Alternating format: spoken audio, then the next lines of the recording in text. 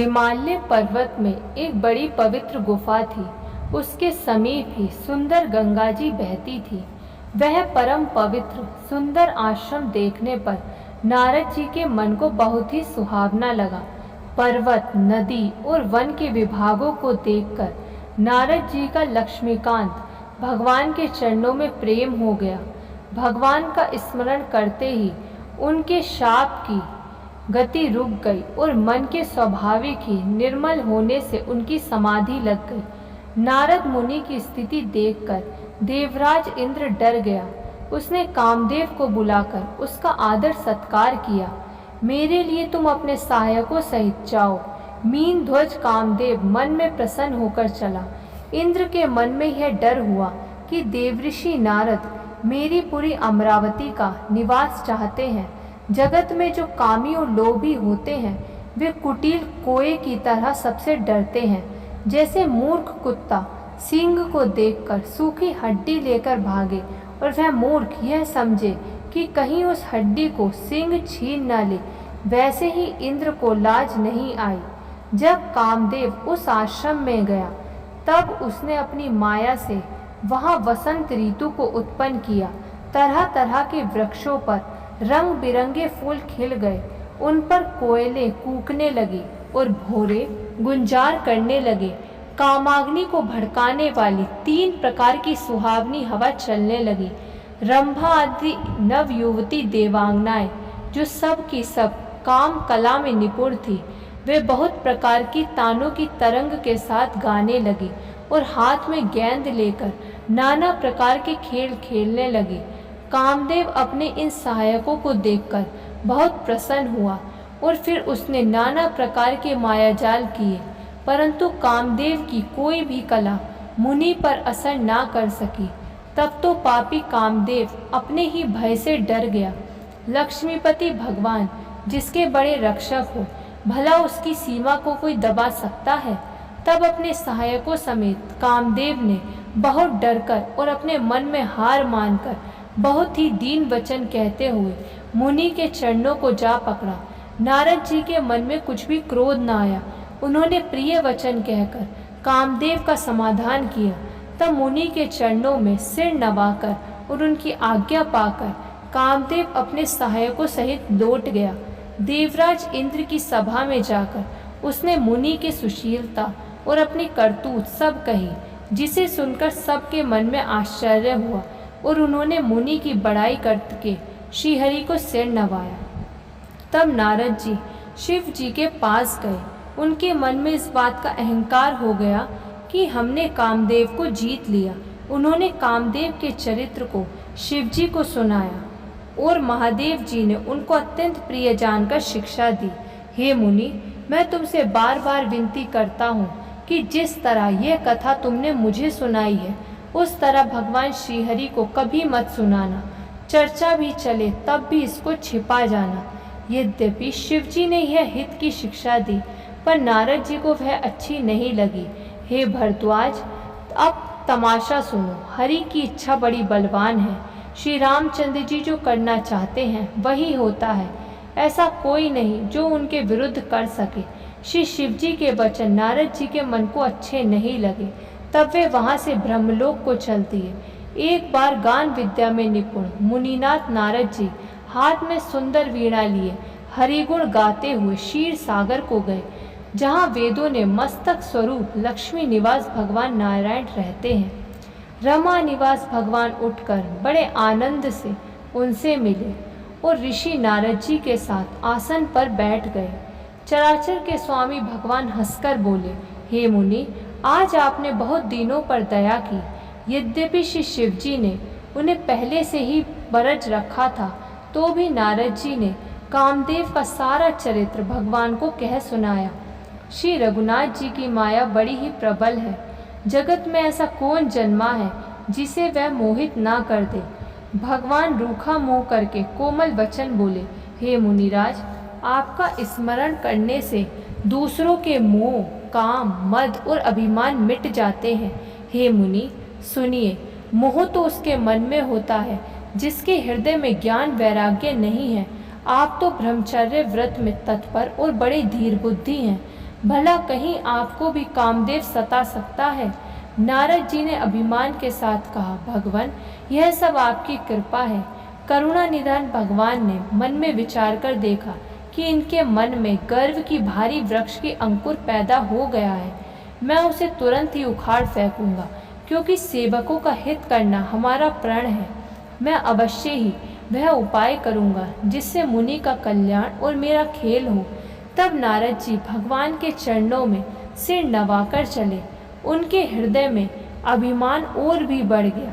तब लक्ष्मीपति भगवान ने अपनी माया को प्रेरित किया। अब उसकी कठिन करनी सुनो। उसने रास्ते में 100 योजन का एक नगर रचा। उस नगर की भांति भांति की रचनाएं लक्ष्मी निवास भगवान विष्णु के नगर से भी अधिक सुंदर थी। उस नगर में ऐसे सुंदर नर नारी बसते थे मानो बहुत से कामदेव और रति ही मनुष्य शरीर धारण किए हुए हों। उस नगर में शील नदी नाम का राजा रहता था, जिसके यहाँ असंख्य घोड़े, हाथी और सेना के समूह थे। उसका वैभव और विलास 100 इंद्रों के समान था। वह रूप, तेज, बल और नीति का घर था। उसके विश्व मोहिनी नाम की एक कन्या थी, जिसके रूप को देखकर लक्ष्मी जी भी मोहित हो जाएं। वह सब गुणों की खान भगवान की माया ही थी। उसकी शोभा का वर्णन कैसे किया जा सकता है। वह राजकुमारी स्वयंवर करना चाहती थी। इससे वहां अगणित राजा आए हुए थे। खिलवाड़ी मुनि नारद जी उस नगर में गए और नगर वासियों से उन्होंने सब हाल पूछा। सब समाचार सुनकर वे राजा के महल में आए। राजा ने पूजा करके मुनि को बैठाया।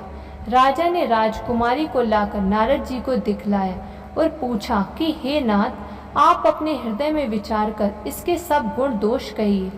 उसके रूप को देखकर मुनि वैराग्य भूल गए और बड़ी देर तक उसकी ओर देखते ही रह गए। उसके लक्षण देखकर मुनि अपने आप को भी भूल गए और हृदय में हर्षित हुए, पर प्रकट रूप में उन लक्षणों को नहीं कहा। जो इसे ब्याहेगा वह अमर हो जाएगा और रणभूमि में कोई उसे जीत ना सकेगा। यह शील निधि की कन्या जिसको वरेगी, सब चर अचर जीव उसकी सेवा करेंगे। सब लक्षणों को विचार कर मुनि ने अपने हृदय में रख लिया और राजा से कुछ अपनी ओर से बनाकर कह दिया। राजा से लड़की के सुलक्षण कहकर नारद जी चल दिए, पर उनके मन में यह चिंता थी कि मैं जाकर सोच विचार कर अब वही उपाय करूं जिससे यह कन्या मुझे ही वरे। इस समय जब तब से तो कुछ हो नहीं सकता। हे विधाता, मुझे यह कन्या किस तरह मिलेगी? इस समय तो बड़ी भारी शोभा और विशाल रूप चाहिए, जिसे देखकर राजकुमारी मुझ पर रीझ जाए और तब जयमाल डाल दे। भगवान से सुंदरता मांगू, पर भाई उनके पास जाने में तो बहुत देर हो जाएगी, किंतु श्रीहरि के समान मेरा हितु भी कोई नहीं है, इसलिए इस समय वे ही मेरे सहायक हो। उस समय नारद जी ने भगवान की बहुत प्रकार से विनती की। तब लीलामय कृपालु प्रभु प्रकट हो गए।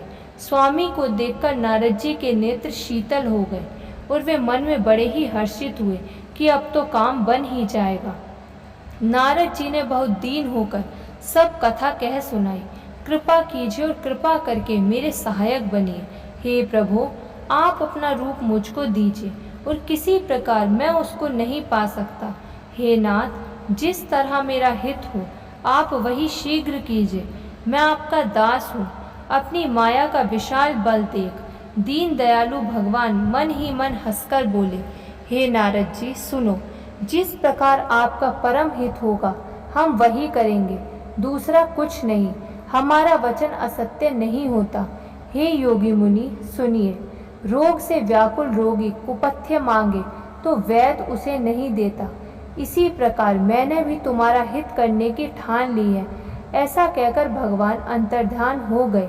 माया के वशीभूत हुए मुनि ऐसे मूढ़ हो गए कि वे भगवान की स्पष्ट वाणी को भी ना समझ सके। ऋषि राज नारद जी तुरंत वहां गए जहाँ स्वयंवर की भूमि बनाई गई थी। राजा लोग खूब सज धज कर समाज सहित अपने अपने आसन पर बैठे थे। मुनि मन ही मन प्रसन्न हो रहे थे कि मेरा रूप बड़ा सुंदर है, मुझे छोड़ कन्या भूलकर भी दूसरों को ना वरेगी। कृपा निधान भगवान ने मुनि के कल्याण के लिए उन्हें ऐसा कुरूप बना दिया कि जिसका वर्णन नहीं हो सकता। पर यह चरित्र कोई भी जान ना सका। सबने उन्हें नारद ही जानकर प्रणाम किया। वहाँ 2 शिवजी के गण भी थे। वे सब भेद जानते थे और ब्राह्मण का वेश बनाकर सारी लीला देखते फिरते थे। वे भी बड़े मोजी थे। नारद जी अपने हृदय में रूप का बड़ा अभिमान लेकर जिस समाज में जाकर बैठे थे, ये शिवजी के दोनों गण भी वहीं बैठ गए। ब्राह्मण के वेश में होने के कारण उनकी इस चाल को कोई ना जान सका। वे नारद जी को सुना सुनाकर व्यंग्य वचन कहते थे। भगवान ने इनको अच्छी सुंदरता दी है, इनकी शोभा देखकर राजकुमारी रीझ ही जाएगी और हरि जानकर इन्हीं को खास तौर से वरेगी। नारद मुनि को मोह हो रहा था क्योंकि उनका मन दूसरे के हाथ में था। शिवजी के गण बहुत प्रसन्न होकर हंस रहे थे। यद्यपि मुनि उनकी अटपटी बातें सुन रहे थे, पर बुद्धि भ्रम में सनी हुई होने के कारण वे बातें उनकी समझ में नहीं आती थी। इस विशेष चरित्र को और किसी ने नहीं जाना, केवल राजकन्या ने वह रूप देखा। उनका बंदर का सा मुंह और भयंकर शरीर देखते ही कन्या के हृदय में क्रोध उत्पन्न हो गया। तब राजकुमारी सखियों को साथ लेकर इस तरह चली मानो राजहंसिनी चल रही है। वह अपने कमल जैसे हाथों में जयमाला लिए सब राजाओं को देखती हुई घूमने लगी। जिस ओर नारद जी फूले बैठे थे उस ओर उसने भूलकर भी नहीं ताका। नारद मुनि बार बार उचकते और छटपटाते हैं। उनकी दशा देखकर शिवजी के गण मुस्कुराते हैं। कृपालु भगवान भी राजा का शरीर धारण कर वहां जा पहुँचे।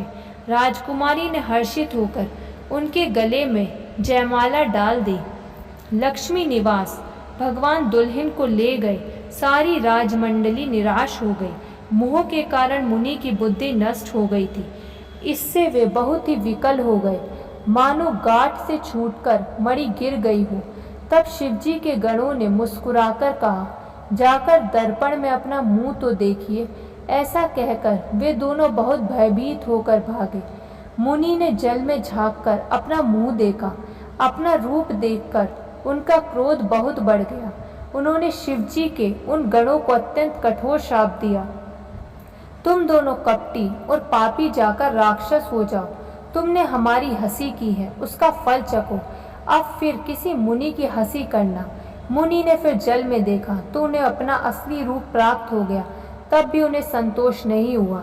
उनके ओठ फड़क रहे थे और मन में क्रोध था। तुरंत ही वे भगवान कमलापति के पास चले। जाकर या तो शाप दूंगा या प्राण दे दूंगा। उन्होंने जगत में मेरी हंसी कराई। दैत्यों के शत्रु भगवान हरि उन्हें बीच रास्ते में ही मिल गए। साथ में लक्ष्मी जी और वही राजकुमारी थी। देवताओं के स्वामी भगवान ने मीठी वाणी में कहा, हे मुनि, व्याकुल की तरह कहाँ चले। ये शब्द सुनते ही नारद को बड़ा क्रोध आया। माया के वशीभूत होने के कारण मन में चेत नहीं रहा। मुनि ने कहा, तुम दूसरों की संपदा नहीं देख सकते, तुम्हारी ईर्ष्या और कपट बहुत है। समुद्र मथते समय तुमने शिवजी को बावला बना दिया और देवताओं को प्रेरित करके उन्हें विषपान कराया। असुरों को मदिरा और शिवजी को विष देकर तुमने स्वयं लक्ष्मी और सुंदर मणि ले ली। तुम बड़े धोखेबाज और मतलबी हो, सदा कपट का व्यवहार करते हो। तुम परम स्वतंत्र हो, सिर पर तो कोई है नहीं, इससे जब जो मन को भाता है वही करते हो। भले को बुरा और बुरे को भला कर देते हो। हृदय में हर्ष विषाद कुछ भी नहीं लाते। सबको ठग ठग कर परख गए हो और अत्यंत निडर हो गए हो। इसी से मन में सदा उत्साह रहता है। शुभ अशुभ कर्म तुम्हें बाधा नहीं देते। अब तक तुमको किसी ने ठीक नहीं किया था, अब की बार तुमने अच्छा घर बैना की दिया है, अतः अपने किए का फल अवश्य पाओगे। जिस शरीर को धारण करके तुमने मुझे ठगा है, तुम भी वही शरीर धारण करो, यह मेरा शाप है। तुमने हमारा रूप बंदर का सा बना दिया था, इससे बंदर ही तुम्हारी सहायता करेंगे। तुमने मेरा बड़ा अहित किया है, इससे तुम भी स्त्री के वियोग में दुखी होगे। शाप को सिर पर चढ़ाकर हृदय में हर्षित होते हुए प्रभु ने नारद जी से बहुत विनती की और कृपा निधान भगवान ने अपनी माया की प्रबलता खींच ली। जब भगवान ने अपनी माया को हटा लिया तब वहां न लक्ष्मी ही रह गई न राजकुमारी ही। तब मुनि ने अत्यंत भयभीत होकर श्री हरि के चरण पकड़ लिए और कहा, हे शरणागत के दुखों को हरने वाले, मेरी रक्षा कीजिए। हे कृपालु, मेरा शाप मिथ्या हो जाए। तब दीनों पर दया करने वाले भगवान ने कहा कि यह सब मेरी ही इच्छा है। मुनि ने कहा, मैंने आपको अनेक खोटे वचन कहे हैं, मेरे पाप कैसे मिटेंगे? भगवान ने कहा, जाकर शंकर जी के शत नाम का जप करो, इससे हृदय में तुरंत शांति होगी। शिव जी के समान मुझे कोई प्रिय नहीं है, इस विश्वास को भूलकर भी ना छोड़ना। हे मुनि, शिव जी जिस पर कृपा नहीं करते वह मेरी भक्ति नहीं पाता। हृदय में ऐसा निश्चय करके जाकर पृथ्वी पर विचरो। अब मेरी माया तुम्हारे निकट नहीं आवेगी।